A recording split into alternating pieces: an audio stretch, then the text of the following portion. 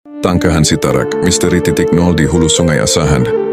Banyak yang mengira sejarah Asahan hanya tentang kemegahan Tanjung Balai. Padahal, di hulu sungai inilah jantung pertama kesultanan kita sebenarnya berdenyut. Inilah Tangkahan Sitarak, saksi bisu yang kini terhina oleh pengabaian. Di depan saya, bersemayam sang selendang bulan Siti Ungu. Beliau bukan sekedar nama dalam dongeng.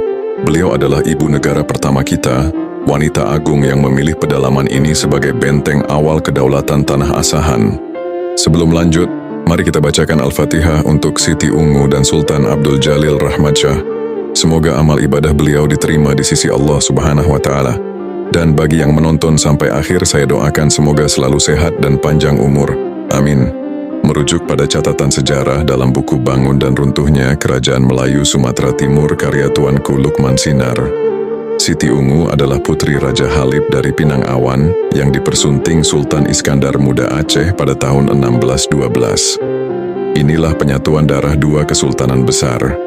Dikuatkan dalam buku klasik Tabal Mahkota Asahan tahun 1933. Pulau rakyat ini adalah pelabuhan hulu strategis.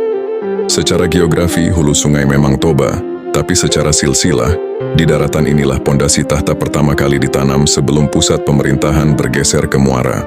Lihatlah nisan ini, hanya sepelemparan batu dari sang ibu. Sultan Abdul Jalil Rahmatsyah beristirahat dalam kesunyian. Beliau ditabalkan tahun 1630, bukan di istana megah, tapi di tepian sungai yang sederhana, bahkan terkesan terabaikan. Rumput liar tumbuh, tanpa penataan, tanpa perhatian serius. Padahal, dari sinilah sejarah pernah dimulai. Berdasarkan buku Bunga Rampai Kesultanan Asahan, wilayah ini adalah titik nol persinggahan agung. Di tepian sungai inilah jati diri sultan pertama dibentuk, disinilah akar kita yang kini dibiarkan membusuk tanpa perawatan.